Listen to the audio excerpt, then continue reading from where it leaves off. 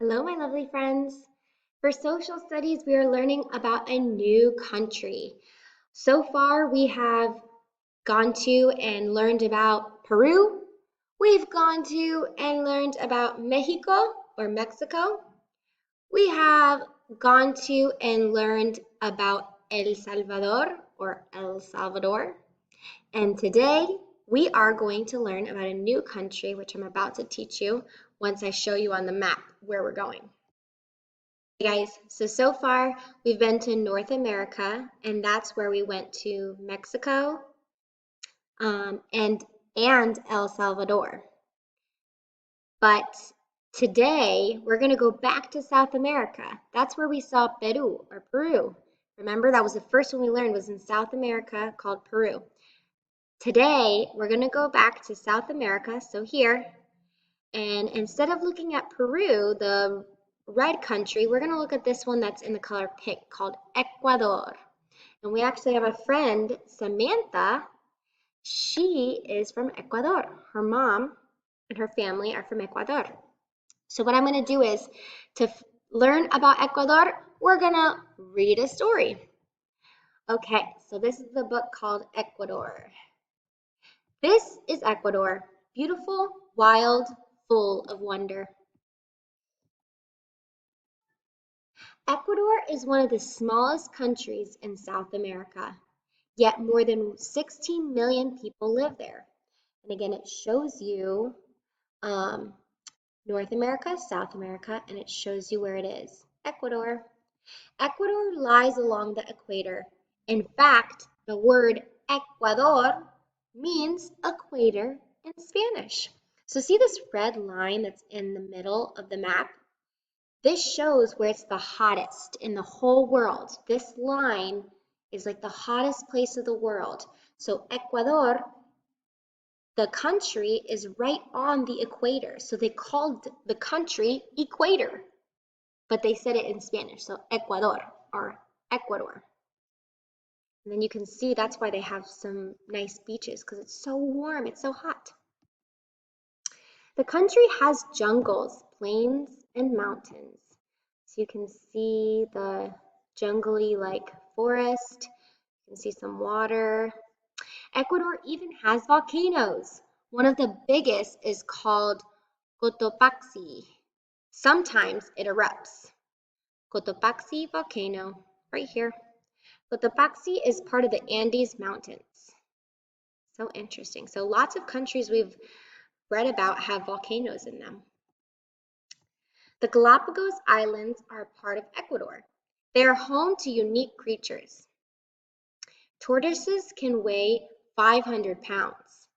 This is a picture of a Galapagos tortoise. Strange seabirds have blue feet. Look at their blue feet down here. And if I pull this up, it says it's calls it the blue-footed bobbies.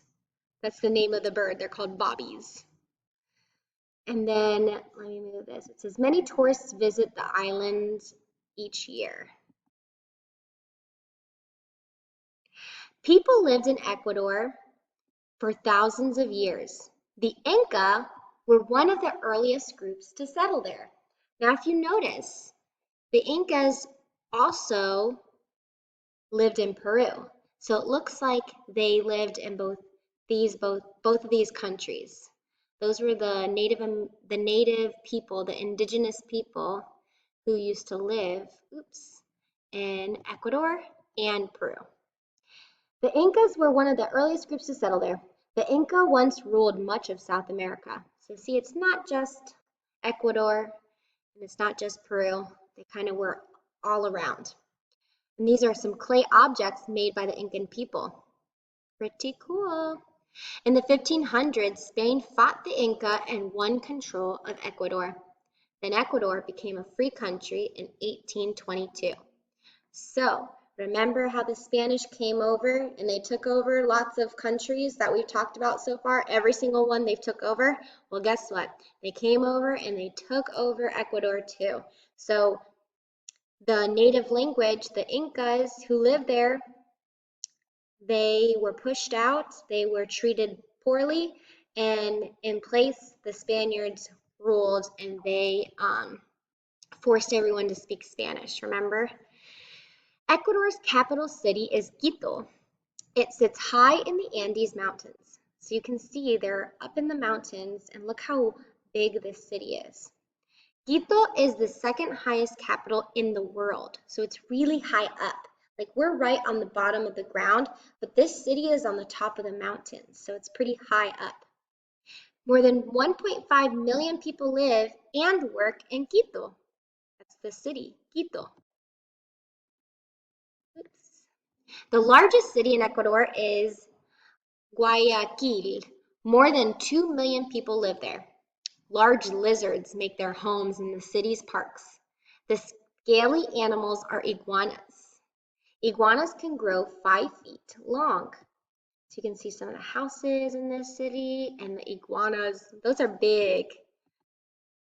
What do people do for work in Ecuador? Many Ecuadorians are farmers. They grow bananas, rice, and coffee or coffee beans. Most of the world's bananas are grown in Ecuador. So if you're a banana lover like me, you can thank those Ecuadorian farmers who grow bananas for us. They also grow rice. This is what rice looks like before they make it into those small little pieces, right? So it looks like this when it's growing. And this is what a coffee bean looks like. So your family who loves coffee, they can thank Ecuadorians also for some of their coffee. Most Ecuadorians speak Spanish. This is how you say good in Spanish. Bueno. This is how you say bad. Malo. Sorry, malo. Now remember, Spanish was not the native language. That's not what they first spoke in that area. They only speak Spanish now because remember, the Spanish people came, took over, and forced them to learn something new. But now most people, like they say, speak Spanish. But some people speak a native language called Quechua, which is the same language, remember, as those in Peru. Because remember, it was the Incas. It was their language. So since they lived in both of those areas, they spoke that same language. And then it teaches us a word. Ari, so say Ari means yes in Quechua. I didn't know that. I learned something new. Ari, yes. For fun, many Ecuadorians play sports. They especially love soccer. It looks like that is a common theme. Soccer is a big sport around the world. Go team, go! And they have their flag at the soccer game. Ecuador has many festivals. In November, people celebrate the Day of the Dead. So it looks like that's in common with Mexico, right? People celebrate that in Mexico too. Ecuadorians make special bread for the Day of the Dead. It's shaped like a person.